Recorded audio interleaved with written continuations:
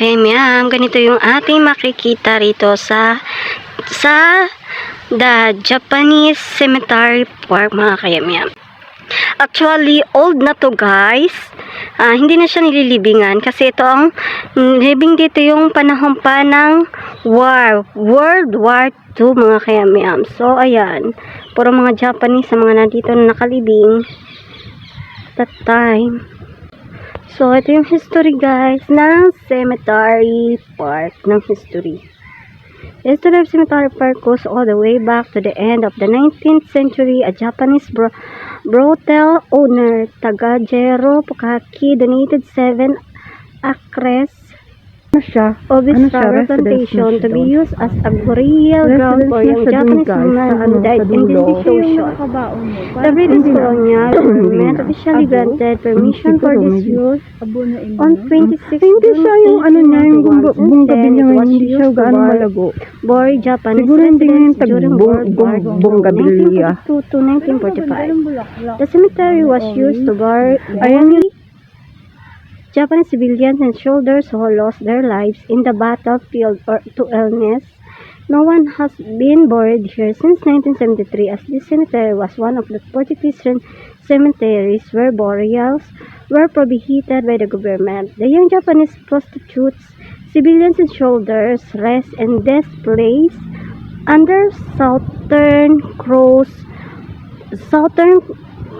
stars. This cemetery park, which is the largest in the Southeast Asia, tell us the history of Japan. In Singapore, the Japanese Association Singapore maintains the park, which is often visited by Japanese students, residents, and tourists. The tombstones are neatly laid up harmoniously with its surrounding, in the park offers visitors peace and tranquility. Yan na nga. 1891, 1915, 1942, 1949, 1957, 1969, 1973, 1985, 1986. Oh, I was born. 2002. Cemetery area 29, 29,359 square meters. Number of tombs 910. Oh, 910. 910 lang. At ito na nga, mga kayamyam, ang Mausoleo. Hindi ko alam eh. Ang tawag dyan ay mausoleo, sariling libingan.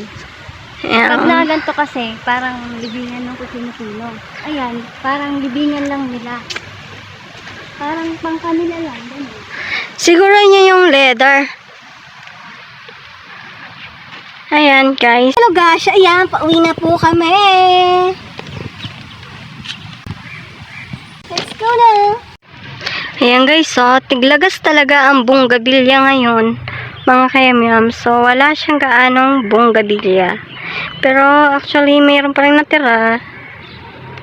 Ayan.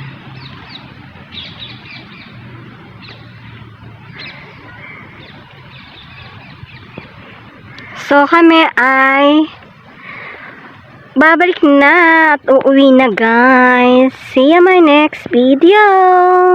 Kung nagustuhan ninyo ang ating video na sa ating pagpasyal dito sa Japanese Cemetery Park, guys, please like my video and subscribe na rin ang ating channel and click the notification bell button para lagi kayong updated sa ating mga video na ating inilalabas. See you my next vlog. Bye! Just wanna break, no, I'm not gonna give in. Take a last shot, Michael J. Win. No, I'm not a robot, I'm in my own skin. Never get lost when thoughts pull you in.